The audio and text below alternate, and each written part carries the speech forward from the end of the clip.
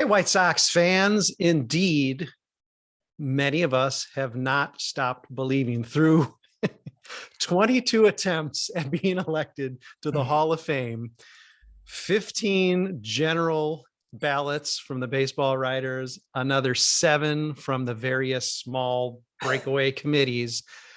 Minnie Miñoso has finally been elected as of today, earlier today. Yesterday, as this publishes, Minnie Miñoso is in the Hall of Fame, earning 14 of 16. Still couldn't get unanimous, but 14 of 16. He cleared the bar by 2 votes this time. Made himself, his case has finally been heard for the Hall of Fame. Too late for Minnie, of course, but we'll get to that. With me on podcast number 76. It's not number 76, it's number 77.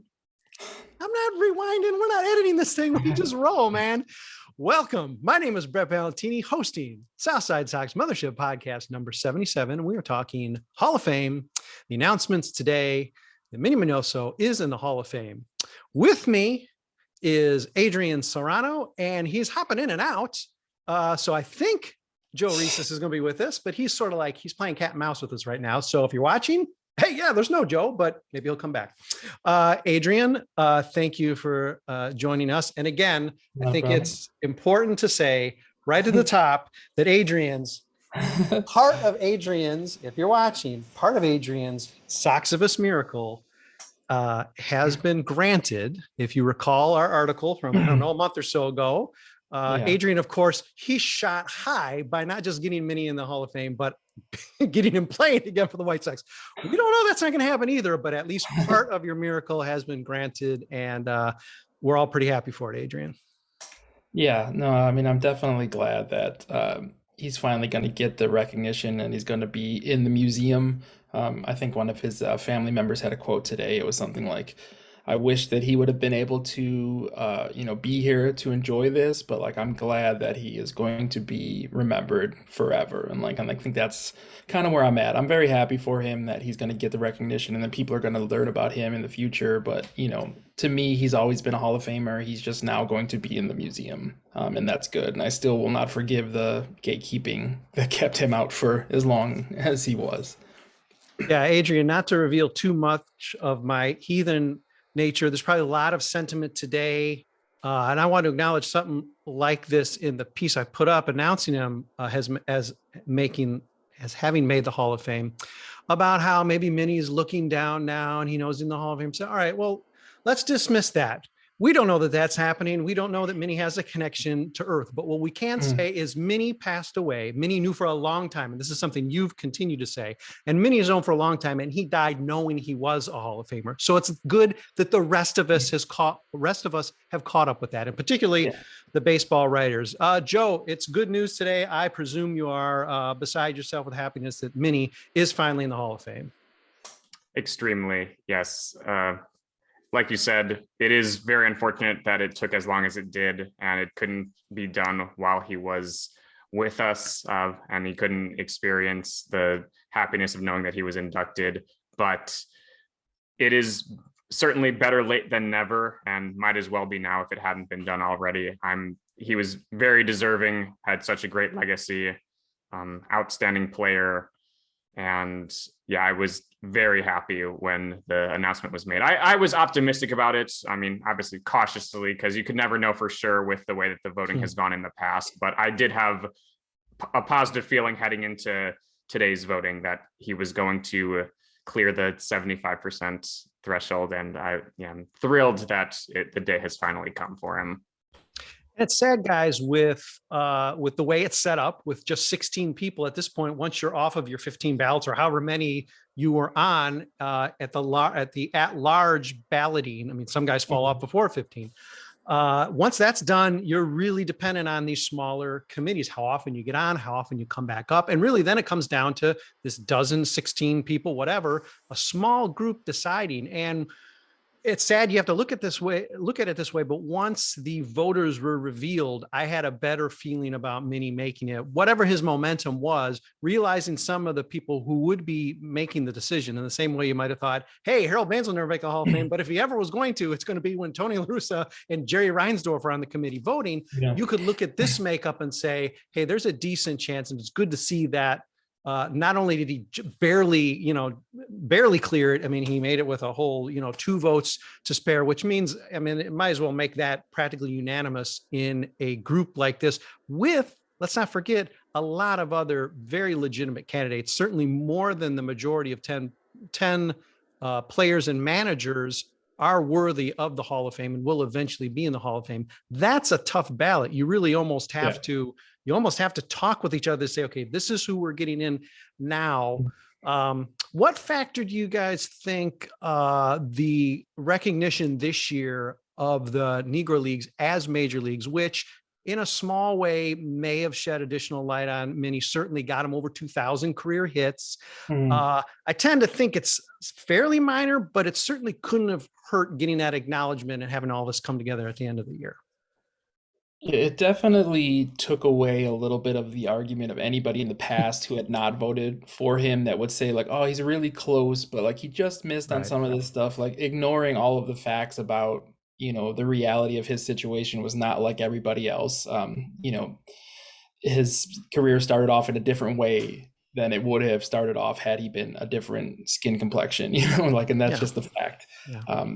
So like to hold him to have those numbers be the actual, the what gets you in and doesn't get you in, like the Negro League numbers did help him, but really I think it added something like, 140 games or something to if he wasn't already, he shouldn't be, it's just like, it's all a game. And even these committee votes, the fact that have a certain number of votes they can vote for and not just like, let's use these committees to get people in who should be in and not worry about, some kind of voting system. I don't really know what their goal is at the end of the day. Like we talked about in the last podcast, like, is their goal to get people into the Hall of Fame or to keep people out of the Hall of Fame? And they kind of need to decide that going forward, because they're going to constantly have issues like this coming up. A big part of them pushing for some of these guys that are still alive to get in, like Jim Cott got in, you could argue whether he deserves or not, did a lot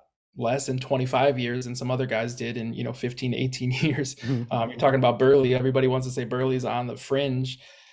Burley looking against Jim Cott looks pretty good, so and he didn't take 25 years to do it, right. So I don't understand really where their bars are. It's like who's deciding and when. Seems a little bit random to me, but I don't really care. I don't need it to be the most exclusive club. I like seeing the guys enjoy it. I like seeing the guys represented. I like talking about baseball. Like the more guys get in, the more we talk about baseball, and I don't want to see how that's a bad thing.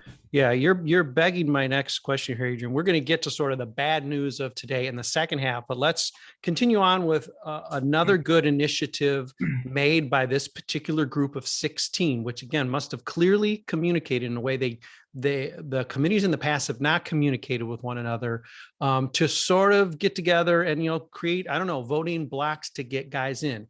It's very rare, if not unprecedented, for the maximum 4 guys got in. Pretty much all votes were used. I think a few of the 16 voters, if any, left votes on the table, meaning everybody put 4 votes out. I want to say maybe there were 3 short of a maximum vote. So they did the right thing. And you sort of led with talking Jim Cott, but 2 of, as I think a lot of people anticipated, another wrong righted, in addition to Minnie Miñoso finally getting his Hall of Fame, is the Hall voters getting their act together enough to start getting guys in while they're still alive to appreciate it. Clearly, Jim Cott and Tony Oliva were not 3 and 4 or 1 and 2 or 2 and 3 on the list of most worthy guys. But what the group did, probably again collectively, was get together and say, okay, there are 3 living candidates on this ballot. One in Maury Wills is probably not close to up to snuff in the same way. Let's make sure we at least get one of these living candidates. And in fact, they ended up getting 2. So that's another right wrong where it ended up creating some perhaps discomfort for people who said, hey, listen, the 4 best didn't get in. Well, 2 of the 3 living guys got in, and that has to be considered a victory as well. Joe, you've been in and out, but your thoughts on that? Yes, I was, it's very few votes were wasted, and that was a good thing. Like the votes were allocated in such a way that quite a few players just barely got to 12. Like there were no unanimous, like no one got all 16 yes votes. Miñoso was the closest with 14 out of the 16. So yeah, I did like that part of it. Certainly, it was a good way to make sure that there were, with the exception of Allen, everyone who was close to getting in did get in, and that at least was good.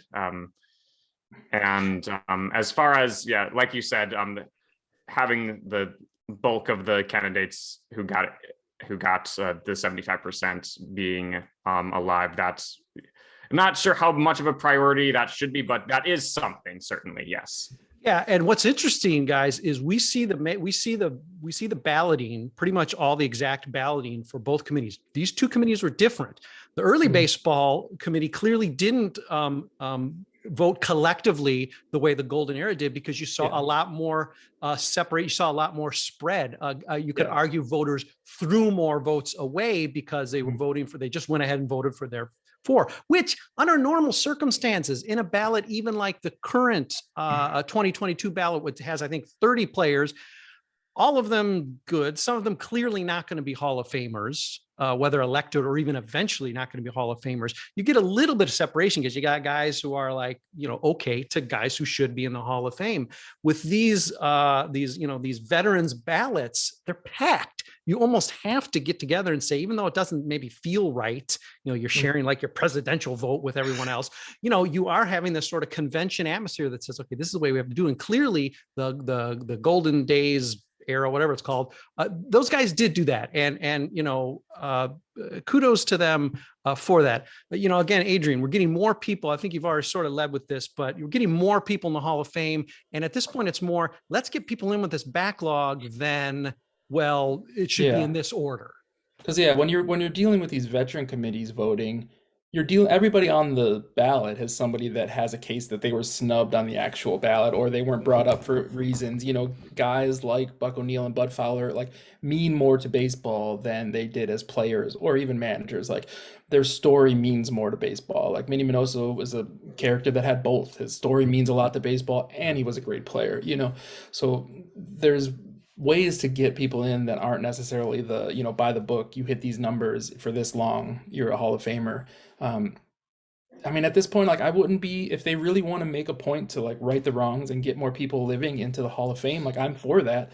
I just don't want it to be at the expense of others. Like if you want to do a, posthumous separate category, like I would understand that, like, and just so that you're not having to make these choices, you're not having to, you're making up for Dick Allen and Minnie Miñoso dying before you can get them in by getting people in over Dick Allen. Like, right. So I don't have any, I'm not worried. Like, I know Dick Allen will be eventually, but like, why wait? Why keep waiting? Yeah. Like, I don't understand.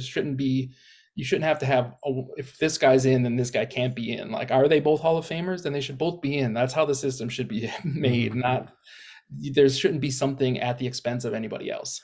Yeah, and there's no rule that says like you can only, here's what the ballot is, and you're going to vote for this percentage of people. You look at the current ballot, at the at-large ballot, you can do a maximum of 10 votes. I think there are 30 guys on the ballot, so that's 1/3. For these committees, it's 40% because you can vote for a maximum of 4 guys out of 10. There's no set amount, and given the backlog, given I think we're all coming. Other than the hardest of the hardliners who think it should only be like 100 people in the Hall of Fame, I think we've all come to realize there's a backlog, and whether you want to blame some of it on like steroid era or whatever, there's a backlog of guys. We've got to get some guys in the Hall of Fame, especially now. Negro Leagues is a major league. It's just a bigger and bigger pool to elect. And if even temporarily, until it's like, wow, we can't find a Hall of Fame candidate, until we reach that point, waiving the idea that it can only be this many guys, realizing, that out of 16 voters, one of them would have used 5 votes to choose Dick Allen and get Dick Allen in this time around. Adrian, I think as you pointed out, there was such a separation, whereas clearly these 5 guys were sort of agreed on. And then there was another group that wasn't exactly. close. You got the vibe that even though Miñoso wasn't, quote unquote, unanimous, you got a vibe that they talked enough that like those 2 people that didn't vote for him didn't not believe he was a Hall of Famer. They just believed he had enough support to get it. So they chose to use it for somebody else, whether it be Gil Hodges or, somebody else, that was more on the fence as far as like, will he or won't he get in? All right, let's pause here for a break. We're going to talk about some of the harder lessons of today's election and maybe a little bit about even our Southside Sox veteran election. I'm here with Adrian Serrano and Where's Waldo for this podcast. It is Joseph Resis. We will be back in a minute to talk some of the downside of today's voting. Hey, White Sox fans. My name is Brett Ballantini. It is Southside Sox podcast. Oh, I'm going to get the number right. Number 77. It is the Hall of Fame podcast. We'll probably have others because we got more voting going on, but this is the one that happened on Sunday. We got the results for the early days ballot, which had very little connection other than maybe Josh Donaldson to the White Sox. And then of course, a lot of White Sox content in the golden era. I believe 4 or 5 connections directly to the White Sox, guys who wore the uniform. 1 elected in Minnie Miñoso, and 1 with a near miss. Now, I think for the second straight election in Dick Allen, who received just 11 votes from 16 voters, falling 1 short of election. And it's rough for all the good things about this ballot, including overriding 4 guys getting in. Dick Allen falls short again when there was felt to be a lot of momentum. When I talked with Adam Dorowski on our bigger ballot discussion, where we talked an hour or so about the golden days era and whatever, his feeling was there was more momentum for Allen, and Miñoso would be the one who would have to wait. And it turned out to sort of just barely reverse today. Thoughts, guys, on Dick Allen just coming so close but falling short? It's very unfortunate. I am so strongly in favor of him getting in. He would have certainly had my vote. I would have given him multiple votes if I could, really. I mean, yeah, to win Rookie of the Year and MVP, being a 7-time All-Star, finishing top 10 in MVP voting 3 times. I mean, just an outstanding hitter. And I mean, really, the defensive numbers aren't as friendly of him, but it's just not enough to make him not a Hall of Famer. I mean, I feel like it's a pretty open and shut case. And I'm not really that surprised. In a very recent podcast, I had predicted that Allen would not have quite enough support and turned out to be just barely correct, unfortunately, on it.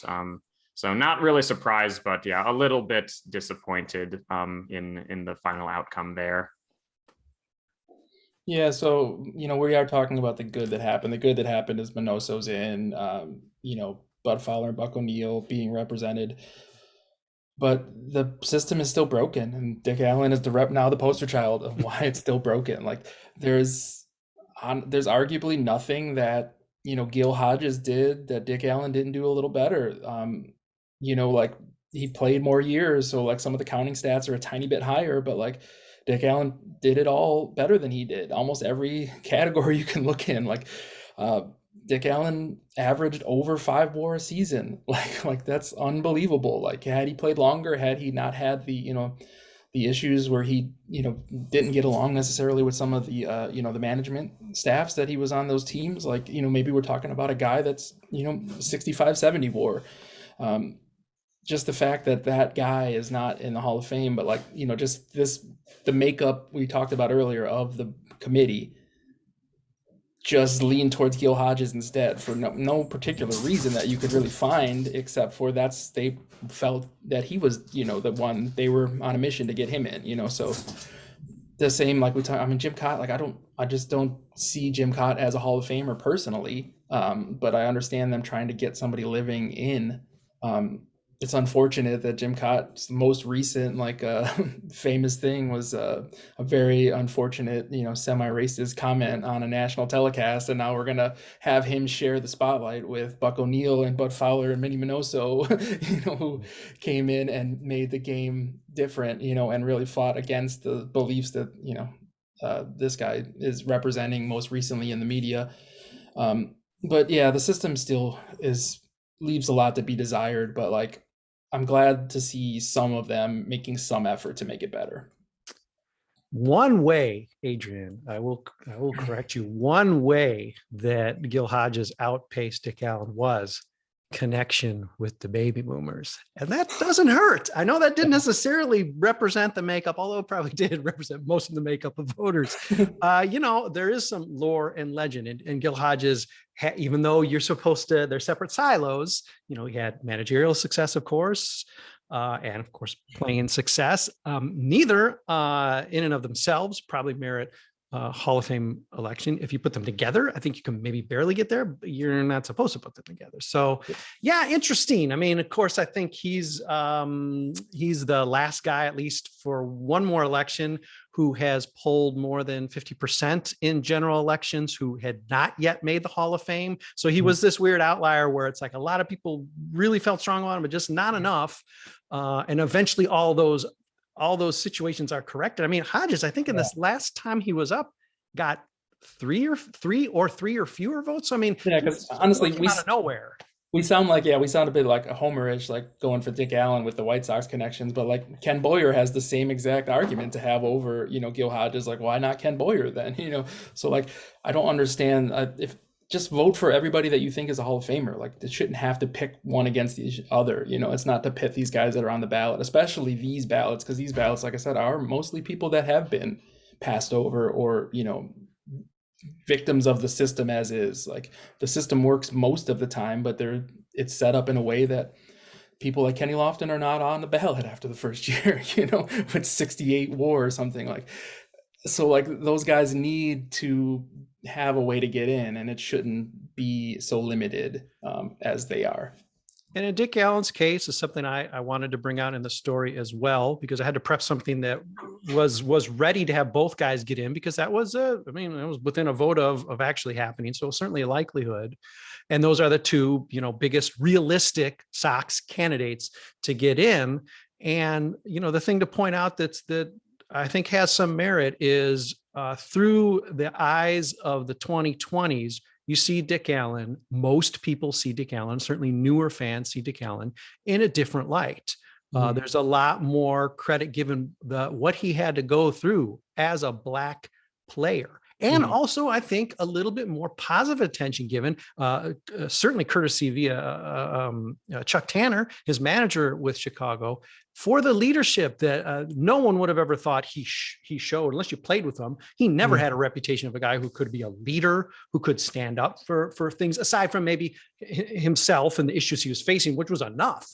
The idea that as a veteran player, he sort of spread out some goodwill. Goodwill isn't necessarily something you ever associated with Dick Allen, given how he was covered coming up. Seeing him through the eyes today, which I think are fresher eyes and fairer eyes, I think makes it an inevitability. I mean, we already know it is just inevitable. He came within one vote. It's going to happen. But his case just gets built in a fuller and fairer way. So that momentum is there in so many ways. You can easily see him being the Miñoso of whatever maybe it's a few years from now, the next similar ballot, because he does have that momentum building, even though he fell just short.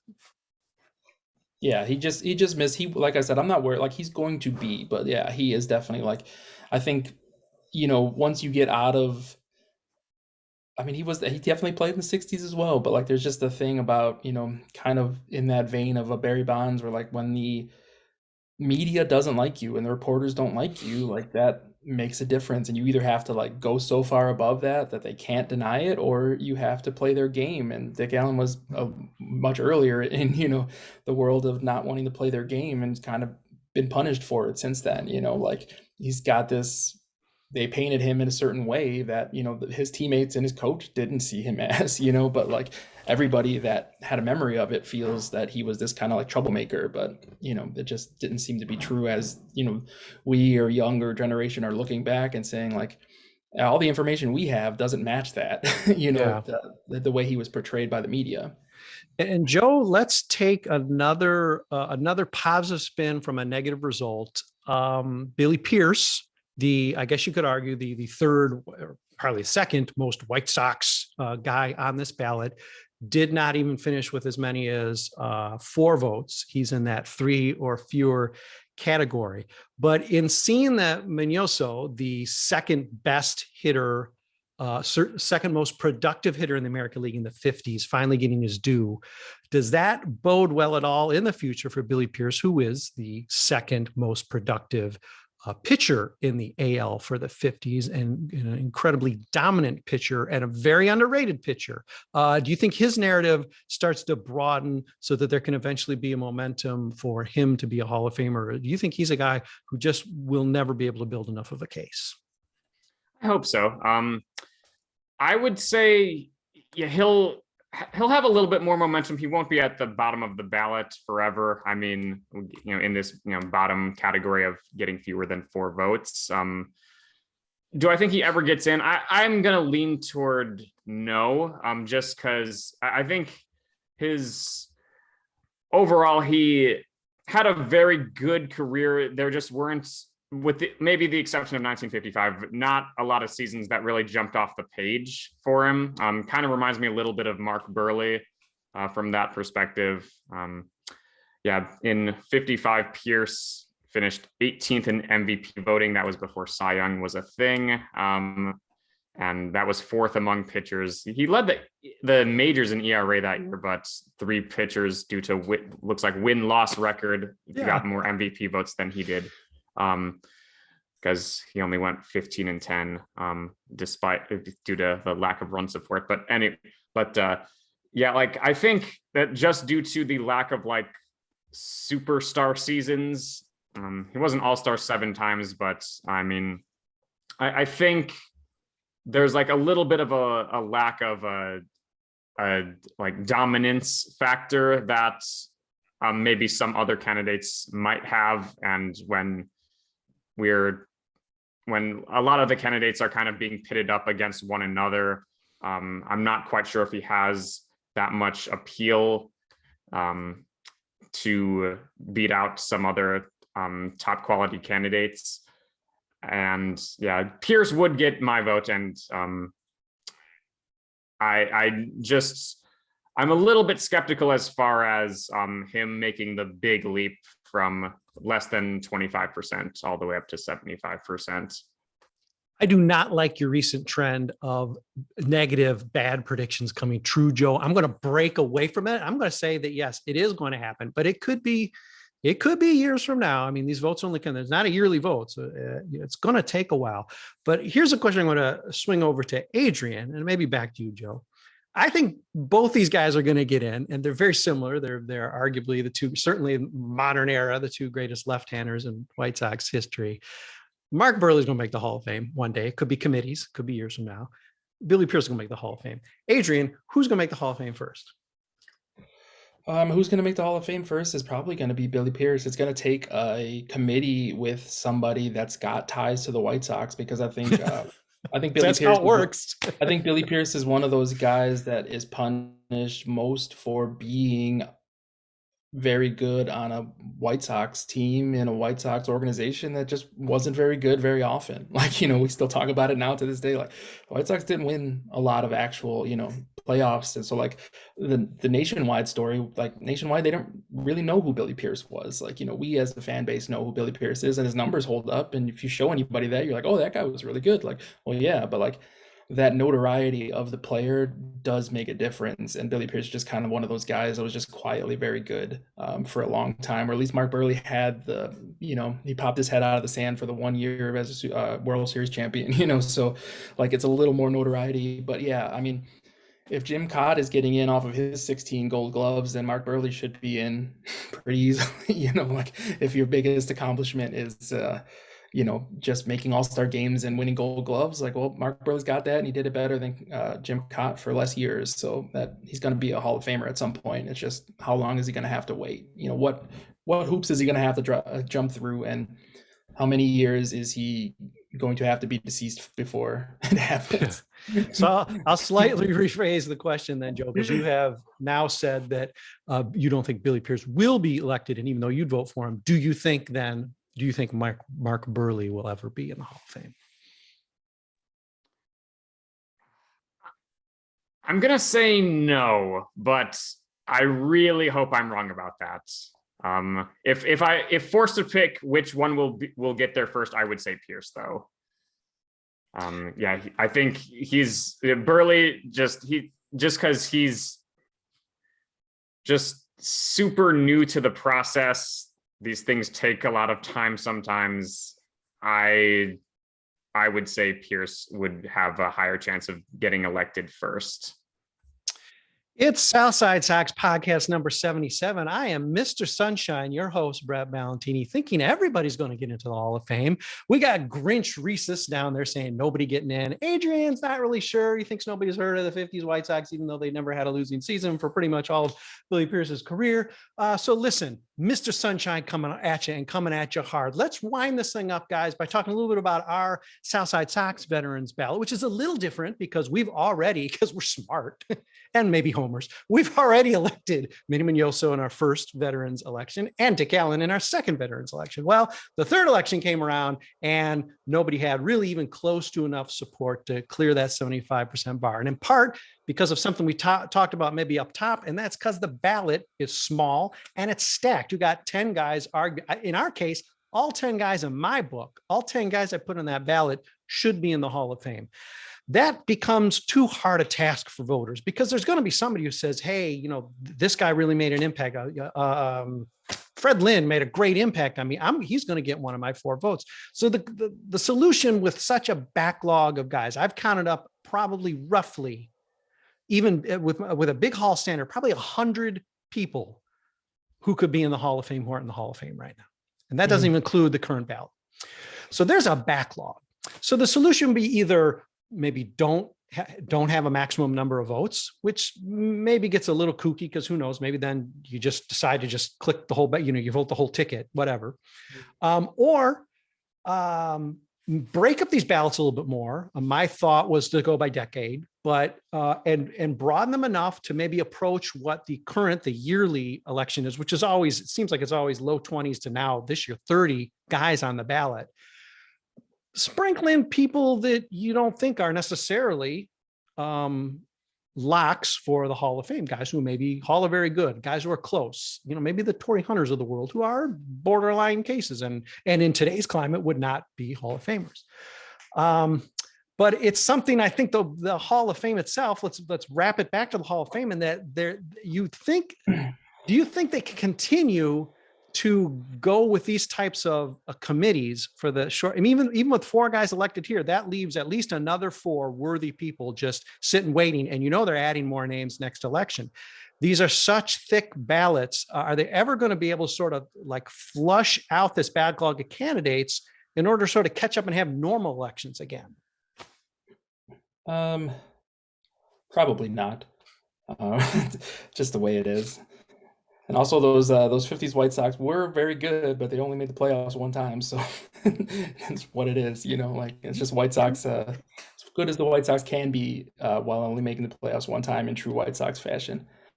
I think, I agree with you. I think they have to kind of redefine the way that this is like, they continue to think back on baseball as like this 20-year period that doesn't exist anymore from 1920 to 1940. Like this is like, it's like every era of baseball was radically different and the way it was played is different. Like, why are we holding everybody to the same standards? Like, it's just, it doesn't make any sense as to why they choose to view baseball as like only one thing and not like, what I love about baseball is anything can happen anytime you watch it. Like, it's constantly different. It's constantly new. There's always new things to see. It's like, there's a beauty in baseball is changing and adapting over the years, and they need to get on board with that before it's ever going to change. But I would like to see them kind of revisit the way that they do this, and hopefully get some of these people recognition before it's too late. Joe, how do you think it would change, could change, should change? It does seem like we are going to be stuck with a real clog of great candidates forever, for some time. I think the idea of increasing the number of votes that each voter can give is a good place to start. Like when there are more than 10 worthy candidates on the ballot, I think it's a little bit rough having to narrow down the options, and kind of being forced to raise, like when a voter has to raise their standards to fill in their ballot, we're not getting the best results in that case. And I think that would be a good place to start. And so that would, I think, be my serious idea. My like meme idea would be to just replace some players who we know are going to wind up a little bit short, just with like completely meme options. Like, I don't know, Adam LaRoche, they can I don't know. And so who knows, like, I mean, they could, the meme players who obviously aren't going to make it, they can say, they can put that on their resume, be like, hey, I made it onto the Hall of Fame ballot. Yeah, because I guess like earlier, Brett, you said like, all right, well, the worry is like if you could vote for everybody on the ballot, some people would just vote for everybody. But like, what's the downside of that? Like, obviously, not everybody's going to do that. So for everybody, every jerk that's going to only vote for 5 people when they have 10 votes, like there's going to be one guy that votes for everybody, and it's gonna balance each other out. That's just it. That is a silly concern, Adrian, because you're right. People they're so self-important. It's not like me or you or Joe doing this. They're so self-important about it. They're going to gatekeep themselves. I mean, look at the John Hyman ballot just recently, or the Joe Cowley ballot. It's just insipid balance. I mean, I know there's not one right one, but there are ones that are righter, that are like, or at least okay, and ones are like, what are you doing? I'd like to see them have a pre-ballot of like, as far as like the players falling off the ballot, I'd like to see them like, all right, let this ballot, you could vote for as many people as you want. Who's going to be on the actual ballot? Right. Like, I think that you shouldn't have to pick against other people just because a bunch of good players retired all at the same time.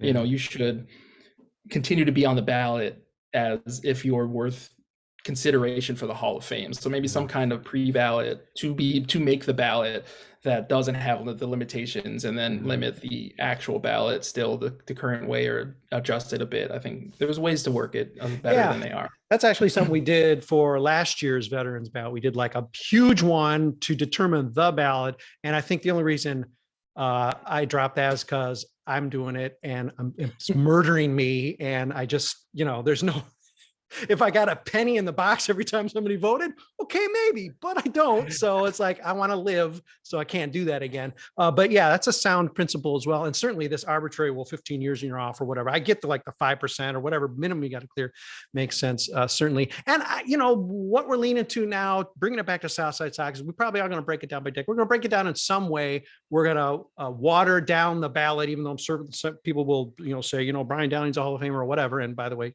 he is. So that we can just maybe we're going to at least give one more run at a veterans election. If people still don't elect people, okay, fine. You guys are stingy. You guys are troublesome. You guys are complicated, and we'll just elect nobody this year. But we'll have that coming out maybe in a week or so. I want to thank Adrian and Joe here on Southside Sox podcast number 77.